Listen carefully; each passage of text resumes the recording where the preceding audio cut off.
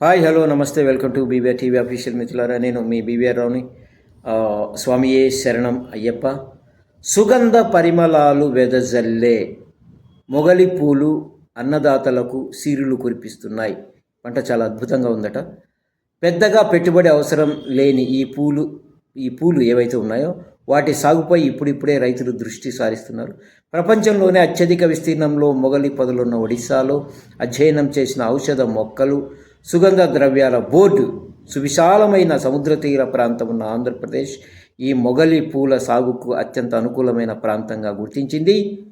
తీరంలోనే కాదు, అంతర పంటగాను సాగు చేసే దిశగా రైతులను చైతన్యపరచడానికి అడుగులు వేస్తోంది. మొగలి పూల నుంచి నూనె, అత్తరు, ఆకులు, రెమ్మల నుంచి నీరు, ఆకులు, రెమ్మలు, స్టెమ్ల నుంచి వివిధ రకాల హ్యాండీ క్రాఫ్ట్స్ తయారు చేస్తున్నారు. గతేడాది మొగలి పూల నూనె లీటరు 21 లక్షలకు పైగా పలికిందంటే దీని డిమాండ్ ఏ స్థాయిలో ఉందో అర్థం చేసుకోవచ్చు. మనం అనుకుంటాం మొగలి పూలు అక్కడ పాములు ఎక్కువగా తిరుగుతుంటాయని.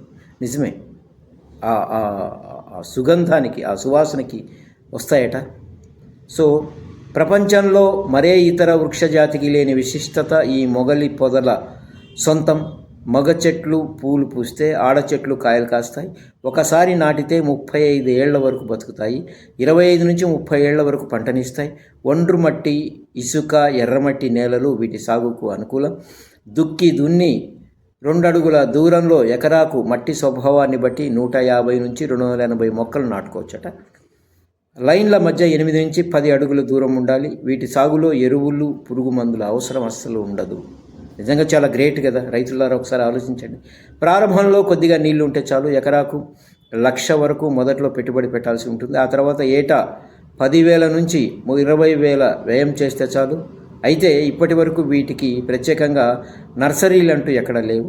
ఇప్పటికే సాగులోని మొక్కల స్టమ్ములను తీసుకొచ్చి చెరుకు గడల మాదిరిగా నాటితే వాటంతట అవే పెరుగుతాయి. వరి పొలాలు, కాలువ గట్ల వెంబడి, ఇళ్లకు, పశువుల కొట్టాలకు కంచెలాగా, రోడ్లకు ఇరువైపులా ఎవెన్యూ ప్లాంటేషన్ లాగా కూడా నాటుకోవచ్చట. కొబ్బరి, ఆయిల్ పామ్ వంటి ఉద్యాన పంటల్లోనూ అంతర పంటగా సాగు చేసుకోవచ్చు.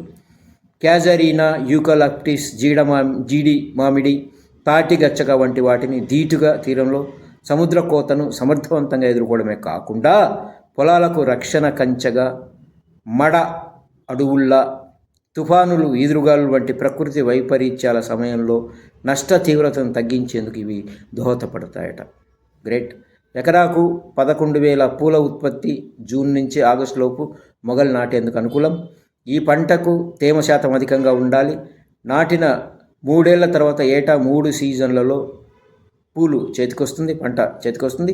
జూన్ నుంచి అక్టోబర్ వరకు, డిసెంబర్ నుంచి జనవరి వరకు, మార్చి నుంచి ఏప్రిల్ వరకు, ఇలా 3 సీజన్లలో పూలు పూస్తాయి.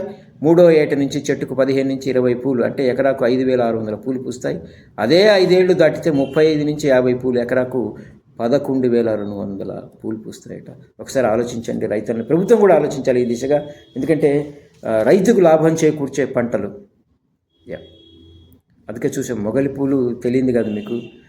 రగులుతోంది మొగలి పొద లాంటి పాటలు కూడా ఎంతో సూపర్ హిట్ చిరంజీవి గారి సినిమాలో, ఖైదీ సినిమాలో అనుకుంటాం.